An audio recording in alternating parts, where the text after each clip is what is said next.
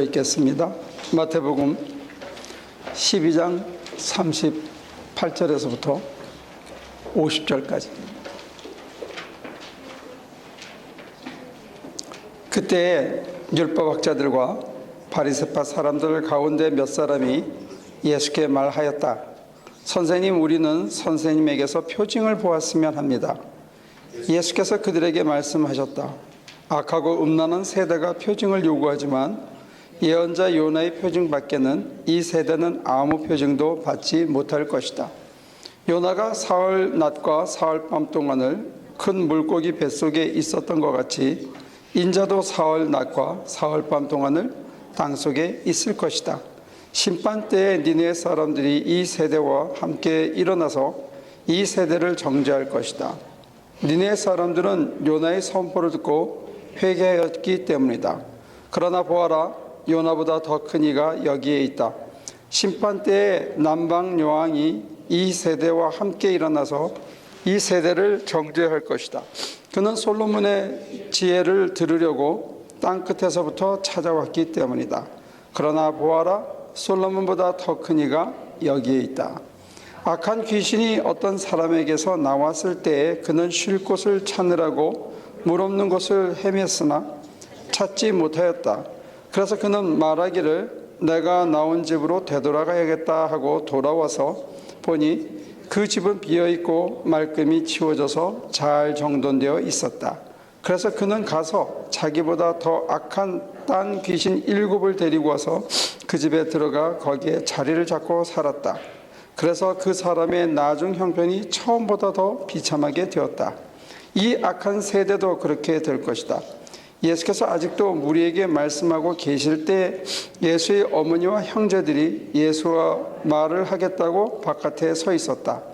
어떤 사람이 예수께 와서 말하였다. 보십시오, 선생님의 어머니와 형제들이 선생님과 말을 하겠다고 바깥에 서 있습니다. 그 말을 전해준 사람에게 예수께서 말씀하셨다. 누가 나의 어머니이며 누가 나의 형제들이냐? 그리고 손을 내밀어 제자들을 가리키고서 말씀하셨다. 보아라, 나의 어머니와 나의 형제들이다. 하늘에 계신 내 아버지의 뜻을 따라 사는 사람이 곧 내 형제요 자매요 어머니이다.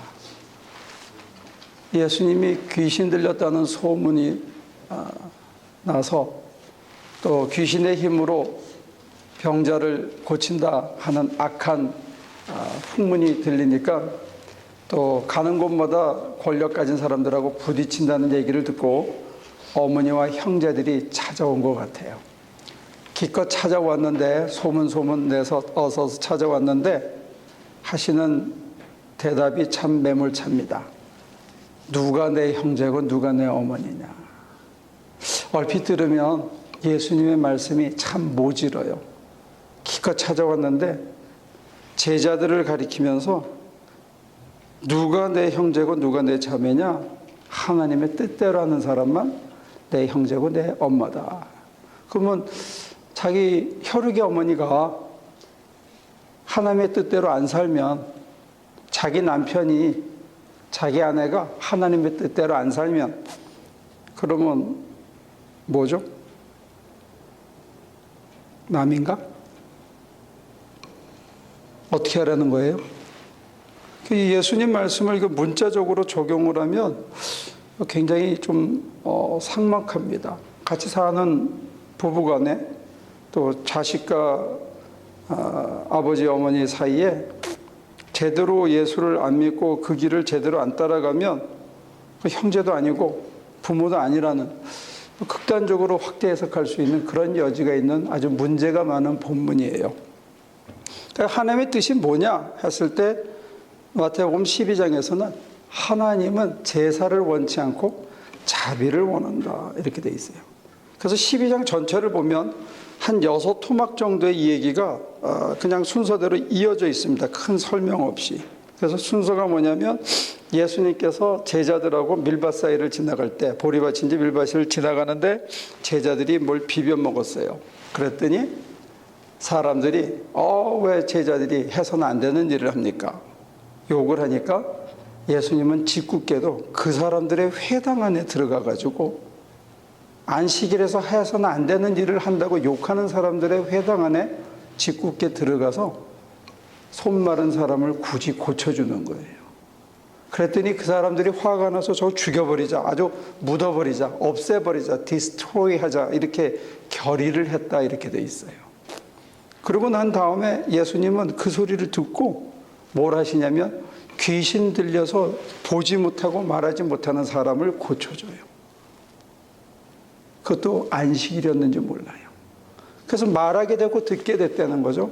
그러니까 그 소문을 듣고 사람들이 막 몰려오니까 그 사람들을 달고 다니면서 계속 고쳐줬어요. 그랬더니 그 꼴을 못 봐가지고 율법학자들이 뭐라고 욕을 하냐면 저거 귀신 들렸다.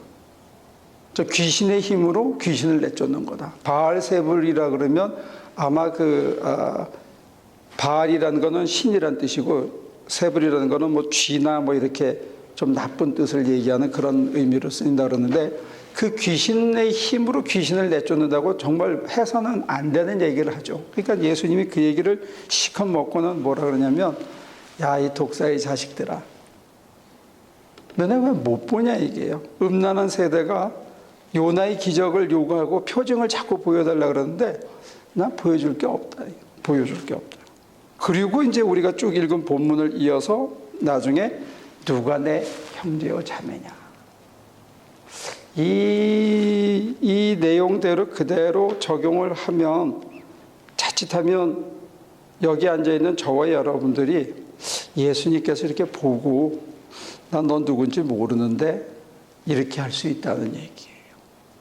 기껏 따라왔는데 의식주도 해결 안 해주시는 분을 따라왔고 그분 따라가면서 그분이 시키는 일 하고 욕이나 실컷 먹고 사회에서 매장되는 일까지 자기 나름대로는 해왔는데 예수님께서는 속을 들여다보고 나는 모르는데 이런다는 거예요. 이 수수께끼 같은 대화 화법을 이해하기 위해서는 사실은 우리는 바울 선생님의 도움이 좀 필요한 것 같아요. 바울은 바리새인으로 살았거든요. 바울은 율법학자 중에 율법학자였거든요. 가마리엘의 문화에서 최고의 수제자라고 할 수 있는 그런 자리까지 젊은 나이에 올라갔어요. 그런데 예수님을 만나고 나서 눈이 멀었다가 아나니아가 이렇게 안수할 때 눈에 비늘 같은 게 이렇게 떨어졌대요. 그러면서 보지 못하던 걸 봤는데 크게 보면 두 가지를 봤어요. 하나는 뭘 봤냐면 내 인생이 쓰레기였다는 거예요. 내가 쓰레기처럼 살았었다 하는 걸 하나를 봤고 두 번째는 뭘 봤냐면 그 쓰레기 더미 속에 예수가 살아 계셨었다. 그리스도가 내 안에 그리스도가. 이 두 가지를 봤다는 설명을 보충해줘요. 지금 바리새인들이나 율법학자들은 예수님을 직접 보고도 뭘 못 보는 거예요. 근데 바울은 뭘 봤냐면 예수님을 만난 다음에 내 인생이 내 영광과 내 의, 내가 사람들에게 그럴듯한 인간으로 보이고 사람들이 야, 저 사람 참 훌륭해. 참 좋은 사람이야. 야, 어떻게 저렇게 예수를 잘 믿지? 하는데 관심이 많았다는 거예요. 그 소리 좋잖아요. 사람들이 날 그렇게 인정해주고 내가 그런 소리 들으려고 이왕 욕먹는 것보다는 그런 소리 들으려고 노력하는 게 좋아 보이는데 바울은 그렇게 사는 삶의 자세를 쓰레기라고 욕한 거예요. 왜냐? 사람이 먼저 보이더라는 거예요. 그렇게 사니까 하나님이 안 보이고 사람이 먼저 보여서 사람 눈에 좋게 보이려고 사람한테 인정받으려고 사람이 의롭다고 해주기를 바라가지고 내가 살아가더라는 거예요. 근데 그거 사람 눈에 맞추려고 하다 보니까 안 되는 걸 자꾸 하는 것처럼 만드는 거예요.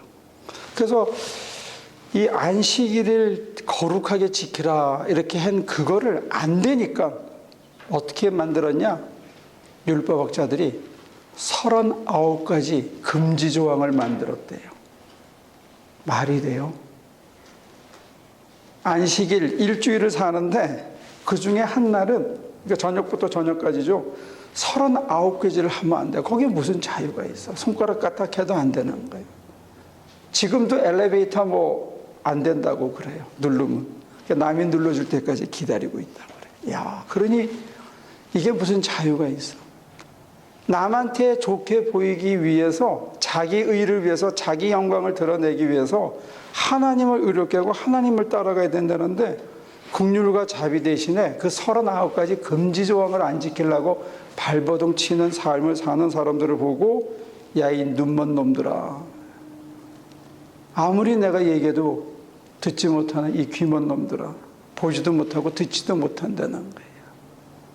요나는 가서 회개를 외치니까 이방 사람들이 듣고 아이부터 어른까지, 왕에서부터 소, 나귀, 당나귀까지 다 죄를 뒤집어 쓰고 회개하고 돌이켰는데, 이 시대는 하나님의 아들이 와서 직접 하나님의 나라가 임했다는 걸, 귀신을 내쫓는 것을, 병을 고치는 것을, 눈먼 자를 눈뜨게 하는 것을, 자기 목숨을 걸고 다른 사람을 살리고 남한테 욕을 먹으면서도 하나님의 뜻을 이루려고 하는 것을 보면서도 안 받아들이고 못 보는 거예요. 이 악한 세대요, 이렇게 얘기하는 거예요. 다 보여줬는데 안 받아들이는 거예요. 못 보는 거예요. 안 들리는 거예요. 왜 안 들리느냐? 여기에 숨어있는 얘기가 과거 때문이다. 과거. 사람이 만든 관습 때문, 그 동네의 가치관입니다. 근데 그게 자기가 결단한 게 아니에요. 자기가 지금 만든 게 아니에요. 10년 전에, 20년 전에, 30년 전에, 100년, 200년 전에 조상이 만들어 놓은 그 금지 조항 때문에 꽁꽁 묶여서, 내 과거 때문에 오늘 내가 꽁꽁 묶여서 전혀 자유하지 않은 거예요. 어쩌면 39가지 아니라 3만 9천 가지인지도 몰라요. 우리는 이건 해서는 안 되고 저건 안 된다고 다 사람들이 만들어 온, 내가 만든 그 굴레 때문에 오늘 내가 전혀 자유가 없는 거예요. 자유가. 우리가 갖고 있는, 현대인들이 갖고 있는 이 굴레 중에 하나가 좋은 차 타야 된다. 아무 데서나 자면 되는데 집은 그래도 남들 보기에 좀 번듯한 데 살아야 된다. 굴러만 가면 되거든요. 목적지에. 좀 냄새 나면 창문 열어놓고 타고. 그리고 자면 바퀴벌레 나오면 약 좀 뿌리고 자고 그러면 되는데, 남들에게 번듯하게 보이려고 과잉으로 해놓으니까 페이먼트가 많아지니까 나중에 페이먼트 벌러 다니느라고 인생이 거기에 갇히는 거예요. 야, 이거 참, 그게 사회 통념이라는 거예요. 여기 우리가 노예가 돼서 살고 있거든요. 예수님이 보시면 안타까운 거예요. 바리새인들 교육 잘못 받은 거예요. 바울은 그렇게 얘기하거든요. 내 선생님한테 배웠던 그 모든 것들이 몽학 선생이고 내가 죄인이라는 걸 깨닫게 해줄 뿐이지 내게 아무런 자유를 주지 않았다는 거예요. 그래서 그걸 다 털어버리고 이제는 내가 그걸 분투처럼 여기고, 내가 날 위해 자기 목숨 버리신 그리스도를 위해 산다. 난 이것 때문에 산다. 나는 착고에 매인 것 외에는 여러분들이 모두 나처럼 되기를 바란다. 이렇게 자신 있게 외쳤던 것 같아요. 정리하자면, 어쩌면 저와 여러분들이 혈연을 끊어야 할 때가 있을지도 몰라요. 마음속에서. 하나님이냐 네 아내냐, 하나님이냐 네 자식이냐고 어쩌면 하나님께서 참 짓궂게 우리 양심을 향해서 물어보시는 것 같을 때가 있어요. 하나님이냐, 네가 생각하는 너의 미래냐. 우리는 어떤 때 하나님을 택하기 위해서 내 미래를 포기해야만 하는 아픔을 겪을 수도 있어요. 하나님이냐 내 아내냐 했을 때 그 아내를 하나님의 손에 얹히고 그 아내에 대한 집착을 포기해야 할 때가 있을지도 몰라요. 하나님이냐 나냐 했을 때 나를 포기하고 하나님을 택해야 되는 순간이 올지도 몰라요. 근데 그 순간은 참 아프지만 그때 바른 선택을 하지 못하면 바울이 고백한 것처럼 우리는 쓰레기처럼 살다가 쓰레기처럼 끝날 수 있다는 거예요. 근데 그게 우리를 자꾸 눈을 삐뚤게 하고 귀를 막게 하는 이 시대의 귀신이 뭐냐면 세속적인 가치와 내가 살아온 과거의 더러운 관습들이라는 게 그걸 돌이키는 것, 이것 지금 얘기해 주고 있는 것 같아요. 돌이켜라. 어디를 향해서? 보다 나은 삶을 향해서. 어떻게 하는 게 보다 나은 삶이냐? 과거에 매이지 말고 오늘 하나님의 소리를 듣고 하나님의 뜻을 따라서 선택의 순간 굉장히 아플 수 있지만, 그러나 그 아픔을 참고 맡기고 따라가다 보면 그것이 우리에게 가장 좋은 선택일 수 있다는, 사실은 우리에게 이 모호성에 대한 신뢰가 있어야 될지 몰라요. 굉장히 어려운 선택일 거예요, 그 순간에는. 근데 하나님이 나보다 언제나 오르셨고 오르시고 앞으로도 오를 거라는 믿음을 가지고 과거를 포기하면, 과거를 접으면 그게 회개인데, 그 회개를 통해서 사실 우리에게 오늘이 다시 살아날 수 있어요. 그게 부활입니다. 그래서 부활과 회개는 같이 가는 거라는 거예요. 어제를 끊어버리는 거예요. 아무리 좋았던 것도 잊어버리는 거예요. 그리고 오늘 다시 하는 거예요. 아니면 우리는 어제가 반복되는 거예요. 과거의 그 습관이, 과거의 그 기억이, 과거의 그 모든 것들 짐들이 오늘 내 안에서 되풀이돼서 39가지, 390가지, 39,000가지 해서는 안 된 일로 둘러싸이게 되는 거예요. 그러면 우리에게 영원한 생명은 없습니다. 저와 여러분들이 과거에 얽매여 사는 거, 이게 참 무서운 짐이라는 거예요. 한때 심지어는 은혜 받은 그것도 되풀이하면 의미가 없어요. 오늘날 그 마우스라는 거 있잖아요. 요즘은 끈 없는 마우스를 쓰더라고요. 근데 마우스 발명한 사람이 큰 상을 받는 걸 봤어요. 이게 굉장한 공헌이래요. 저는 잘 모르지만. 근데 처음 마우스 만든 거는 상자가게 정말 쥐꼬리처럼 돼가지고 쥐처럼 생겼더라고요. 아주 단순한 원리예요. 근데 그 마우스를 보고 오늘날에는 눈만 갖고 이렇게 컴퓨터로 한대요. 앞으로 마우스가 없어질 거라고 그래요. 눈으로 다 이렇게 하는데, 20년 전, 30년 전, 40년 전에 그 마우스를 처음 만들었던 그 사람의 생각으로 오늘 40년 후에 눈으로 움직이는 마우스가 나올 거라고는 상상하기 어려워요. 그런데 40년 전에 나온 그 마우스, 그거를 그대로 전통을 지킨다고, 거기에 얽매여서 40년 전 거를 그대로 붙들고 있으면 오늘 끈없는 마우스는 안 나왔을 거예요. 뿐만 아니라 거기에 묶여 있고 마우스는 이렇게 생겨야 된다, 요걸 지켜야 된다고 딱 붙들고 있으면 눈으로 보는 마우스, 말로 하는 마우스는 안 나왔을 거예요.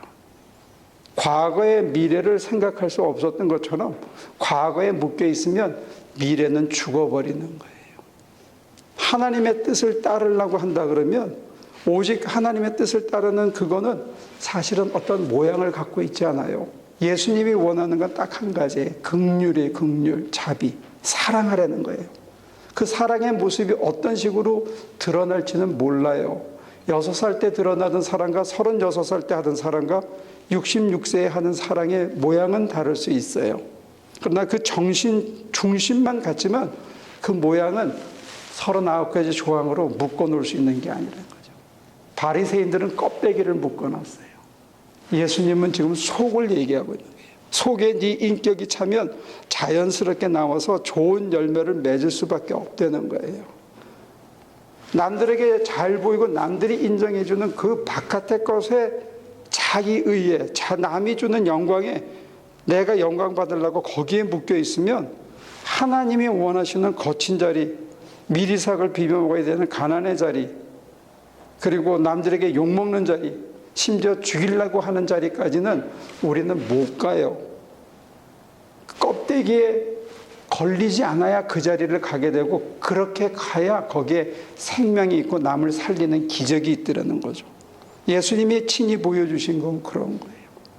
저는 예수님이 지난 선교 때도 말씀드렸지만 가장 인생을 폼나게 산 사람이라고 믿어요. 근데 예수님을 껍데기로 폼나게 사는 거를 추구한다면 아무도 십자가 지는 사람 없을 거고 가장 초라하게 인생이 끝나신 분일 거예요. 그러나 그분의 삶이 가장 폼난다는 얘기는 뭐냐?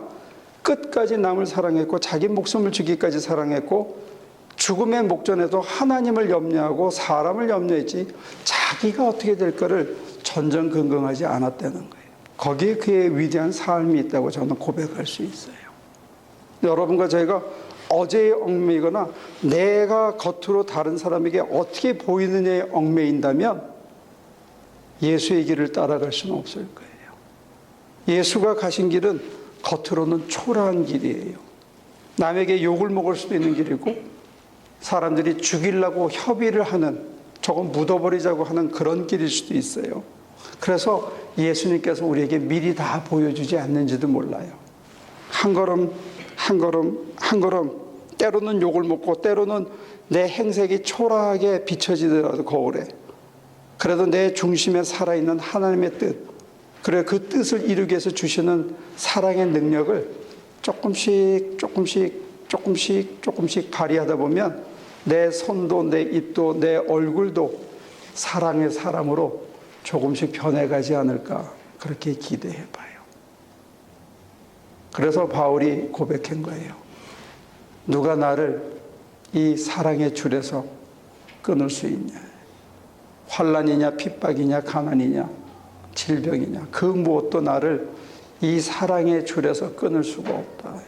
자기가 그렇게 추구하던 율법과 그렇게 공부하던 그 법이 자기를 자유롭게 안 했는데 그 사랑의 줄에 묶여서 이렇게 끌려가는 삶 같은데 거기에 무한한 자유가 있어서 모두가 나처럼 됐으면 좋겠다고 그렇게 얘기한 거죠.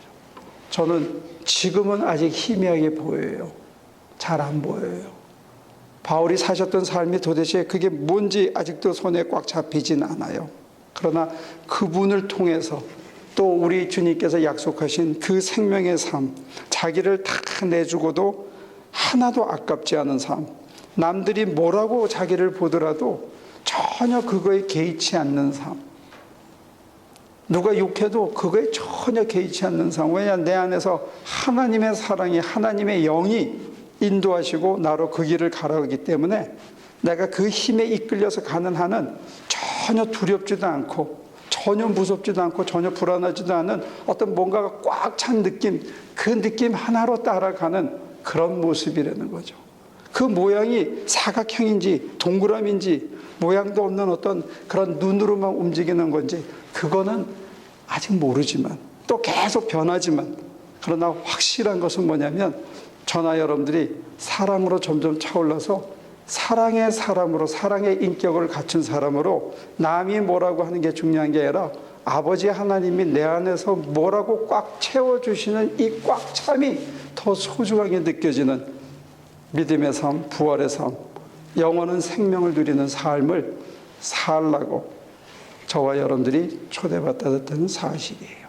저는 이것을 영생이라고 고백하고 싶습니다. 그 영원한 생명, 사랑으로 꽉 차서 살아가는 그 영원한 생명을 바로 오늘 지금 이 자리에서부터 저와 여러분들이 시작할 수 있으면 참 좋겠습니다. 기도합니다.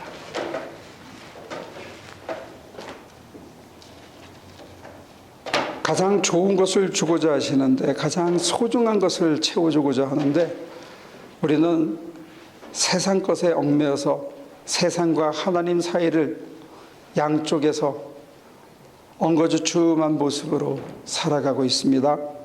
하나님, 우리의 연약함과 우리의 이 온전치 못함을 용서하여 주옵소서. 하나님께서 가장 선하신 것으로 우리에게 가득 채우시고 그 선함을 향해서 진정 하나님의 아들, 진정한 하나님의 딸을 찾고 계신데, 우리들은 정말로 주님 앞에 섰을 때 누가 내 형제요, 누가 내 어머니요, 누가 내 아버지냐고 물어보실 때 두려워서 대답조차 못할 그런 삶으로 살아가고 있습니다. 주 예수여, 우리의 연약함을 도와주시옵소서. 예수님의 이름으로 기도합니다. 저희가 쓰레기 같은 삶을 살 때도 우리 안에 계셔서 우리가 다시 회복되기를 간절히 소원하고 눈물 흘리시며 우리 안에서 우리를 북돋아 주시던 주님, 이제 돌이켜 주님 앞에 모든 것을 내려놓고 모든 짐을 맡겼을 때 당신의 형상을 회복하라고 격려하시고 십자가의 길로 우리를 인도하시는 주님, 우리는 가시밭길이라 좁은 길이라 주저하지만 그것이 지름길이라, 그것이 생명의 길이라, 그게 자유의 길이라 일러주시는 주님, 우리에게 용기를 100배나 더하사 그저 주님 믿고 한 걸음 한 걸음 조심스럽게 앞으로 전진할 수 있도록 도와주옵소서. 세상이 우리를 뒤로 끌어당기고 우리 가는 길에 야유를 보내고 조롱할지라도 주님이 먼저 가셨고 바울과 같은 선지자들이 뒤를 이었으며 수많은 사람들이 묵묵히 그 길을 가서 피로 이용두 목사를 통해서, 이연필 선생을 통해서, 그리고 웨슬레 선생과 루터를 통해서 우리에게 가야 할 길을 일러주신 당신의 종들을 바라보며 우리도 그 길을 갈 수 있도록 주님 서로 격려할 수 있도록 우리를 도와주옵소서. 당신이 이루신 그 십자가의 승리를 당신이 취하지 않으시고 그 영광을 이 부족한 죄인들에게 돌려주시고자 그 면류관을 우리를 위해서 다시 돌려주시는 주님의 거룩하신 희생을 기억합니다. 우리가 감히 받을 수 없사오나 우리로 그 길로 인도하시고 그 면류관을 받으라고 권하시는 주님의 사랑과 권면을 겸손함으로 따라갈 수 있게 하시고 두려움을 벗어버리고 거부하지 않도록 우리에게 지혜와 용기를 덧입혀 주옵소서. 감히 받을 수 없사오나 주님이 먼저 가셨고 주님이 우리의 피 흘리셨기에 우리가 그 길을 묵묵히 갈 수 있게 도와주시고 그 길 끝에 저희들을 산 제물로 삼아서 더 많은 사람들이 살아나는 부활의 역사가 있게 하여 주시옵소서. 영광을 오직 주님께, 소망을 모든 사람에게 돌리는 삶을 사는 저희 하나 식구가 될 수 있도록 끝까지 우리를 주장하여 주옵소서.